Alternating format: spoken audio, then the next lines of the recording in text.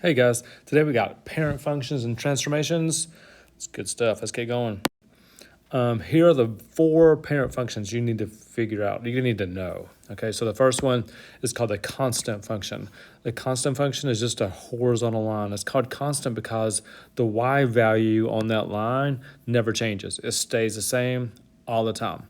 We have domain and range written down here. We're going to worry about that tomorrow. So let's just worry about the graphs today. So constant, just a horizontal line anywhere on the graph. Second one is called linear, also sometimes called identity.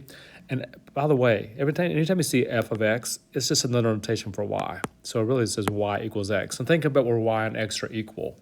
They're equal to 0, 0, 1, 1, 2, 2, 3, 3. And I'm saying those numbers because y and x are equal. That's called linear. Okay, let's go back. Constant, horizontal line. Any kind of diagonal line is linear. Okay, third one, absolute value. Every time you hear absolute value, I know you think it's positive. Also, the graph is always a V shape. Now, this V, a couple things about the V. First of all, it starts at 0, 0. And when you draw the V, it goes up 1 over 1, up 2 over 2. It's the same as linear, except it bounces off the x-axis because, think about it, absolute value can't be negative. So this part of linear actually gets reflected up there. Okay, so let's go all 3. Constant, horizontal line, anywhere. Linear, diagonal line, anywhere. Absolute value, V-shape, anywhere. And the last one for today is quadratic.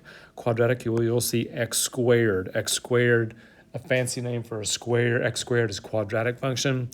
And the shape is always a parabola. I know you did some parabolas in at least algebra 1, maybe geometry as well, but it's a parabola. So all 4, constant, horizontal line, linear, diagonal line, absolute value, V-shape, quadratic, parabola. By the way, the quadratic also starts at 0, 0. It goes 1, 1 also, but then it starts going crazy. 2, think about putting 2 in there for x. If you square 2, it goes all the way up to 4. Negative 2, all the way up to 4. That's why the shape is that way. All right, they're going to have you do a couple things today. They're going to have you name the parent function and compare with the graph you're looking at to the parent function. Okay, so first of all, this is absolute value because it's a V shape. Okay, now look at the equation, look what's happened. Our absolute value usually starts at 0, 0. This one's been shifted up 1, which is what that number does right there. We'll talk about this in class tomorrow. That shifts it up 1. Also, something else has happened because it's got a 2 right there. Okay, usually I told you when we graph these, we go over 1, up 1, over 2, up 2. So our V, our basic parent graph, the parent function, looks like that.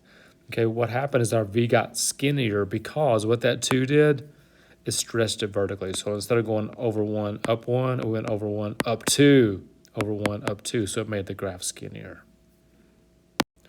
Okay, another one of those. This is a diagonal line. This one, they drew both of them. Because it's a diagonal line, we're going to call it linear because that's what it is. This is our original linear right here. The black line is. It goes through 0, 0, 1, 1, 2, 2, all the things. Look what happened down here. They did -4, and everything got shifted down 4. That point right there went 1, 2, 3, 4 to the line. This point right here, 1, 2, 3, 4 down there. Okay, so it got shifted down 4. Last slide. Okay, it's a parabola. Anytime it's a parabola, you got to know, oh, the parent function is a quadratic. So we're going to call it a quadratic. Also, what's happened to this, the black one again is that's our parent function. It's just plain old f of x equals x squared.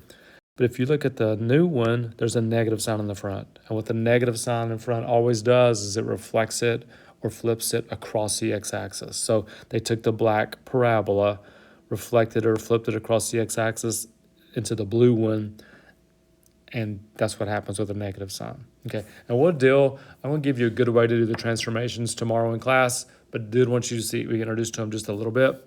Hope that helped. Hope you took some good notes. See you tomorrow.